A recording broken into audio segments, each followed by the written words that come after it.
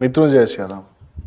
आज आपके सामने उपस्थित हूँ हिंदू जीवन ज्ञान चैनल में एक बहुत ही महत्वपूर्ण मंदिर के बहुत ही महत्वपूर्ण रहस्य को लेकर।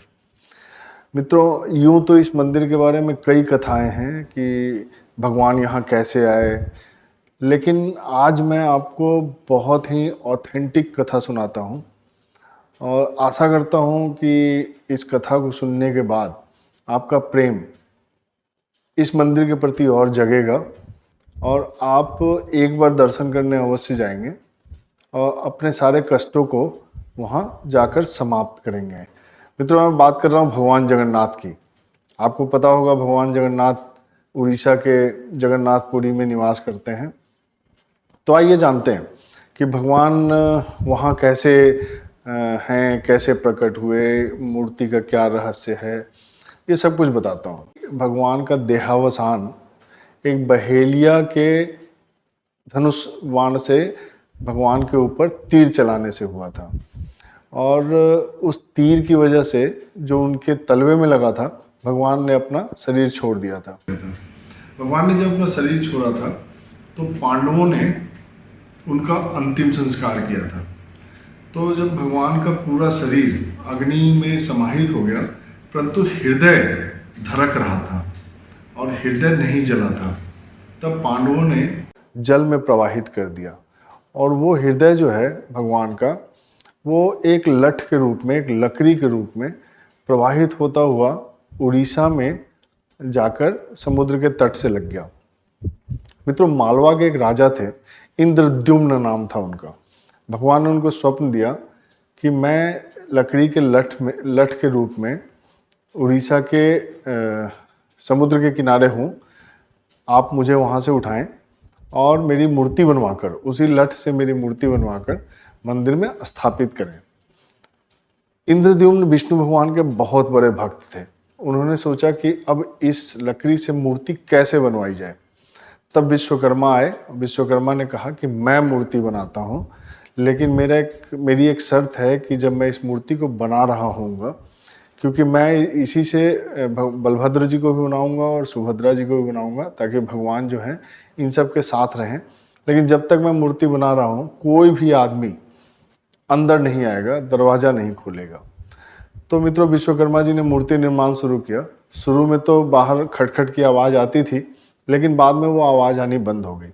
राजा ने सोचा पता नहीं क्या हुआ विश्वकर्मा जी के साथ, क्यों आवाज़ नहीं आ रही है, और इन्होंने जाकर दरवाज़ा खोल दिया। इतने में विश्वकर्मा अंतर्ध्यान हो गए और भगवान की जो प्रतिमा बन रही थी वो अधूरी रह गई। तो मित्रों, जो जगन्नाथ जी की मूर्ति अधूरी बनी, उसी को स्थापित किया गया। लेकिन यहाँ पे एक बात और बताना चाहता हूँ कि भगवान का, चूँकि ये भगवान स्वयं थे, तो भगवान स्वयं सबके सामने किस तरह से रह सकते हैं। तो इंद्रद्युम्न ने ये प्रयत्न किया कि भगवान के विग्रह का दर्शन कराया जाए, भगवान के आवरण का दर्शन कराया जाए लोगों को। तो एक आदिवासी के कबीले का सरदार था, विश्वासु नाम था उसका। तो विश्वासु जो है वो भगवान के विग्रह का पूजा किया करता था नील माधव के नाम से। तो जब इंद्रद्युम्न को ये पता चला तो इंद्रद्युम्न ने कई ब्राह्मणों को भेजा विश्वासु के यहाँ, लेकिन विश्वासु किसी को बताते नहीं थे कि किस गुफा में उन्होंने उनको नील माधव को रख रखा है। तो मित्रों, जब कई ब्राह्मणों में से एक विद्यापति जी भी थे जिनको इंद्रद्युम्न ने भेजा था। तो विद्यापति बहुत ही चतुर थे। जब उन्हें लगा कि ऐसे नहीं पता चलेगा, तो उन्होंने विश्वासु की पुत्री ललिता से विवाह कर लिया। विवाह के उपरांत उन्होंने अपनी पत्नी से नील माधव को देखने की इच्छा जताई और पुत्री ने हठ ठान दिया अपने पिता से। हालांकि पिता किसी को दिखाना नहीं चाहते थे, लेकिन जब इन्होंने हठ ठान दिया तो इन्होंने कहा ठीक है, मैं लेके जाऊंगा, लेकिन इनकी आंख पे पट्टी बांध कर लेके जाऊंगा। इस तरह से नील माधव जी के पास विश्वासु विद्यापति को ले जाने लगे आंखों में पट्टी बांधकर। तो विद्यापति बहुत चतुर थे, उन्होंने कुछ सरसों का दाना ले लिया था और उसी रास्ते पे, उसी मार्ग पे सरसों का दाना गिराते हुए चले गए। और जब नील माधव के पास पहुँचे, उन्होंने दर्शन किया, उसके बाद घर आए और फिर उसी सरसों के दाने बिछाए हुए मार्ग पे जाकर नीलमाधव की मूर्ति चुराकर इंद्रद्युम्न के पास चले गए। तो मित्रों, आज भी जगन्नाथ जी का जो विग्रह है वो नीलमाधव ही विग्रह है, और जो आवरण भगवान जगन्नाथ जी पे चढ़ाया जाता है उसे हर 12 वर्ष के बाद बदल दिया जाता है, और बदलने के क्रम में पुजारियों के आंखों पे पट्टी बंधा होता है, क्योंकि ऐसी मान्यता है कि जो जगन्नाथ जी के ओरिजिनल मूर्ति को देख लेगा वह अंधा हो जाएगा। तो मित्रों, ये थी कथा। अब रहस्य क्या है? चूंकि भगवान कृष्ण का हृदय जिस लकड़ी में था उसी से ये मूर्ति बनी थी, तो भगवान जगन्नाथ जी की मूर्ति में धड़कन महसूस होती है। आज भी उनका दिल धड़कता है। ये बहुत बड़ा रहस्य है।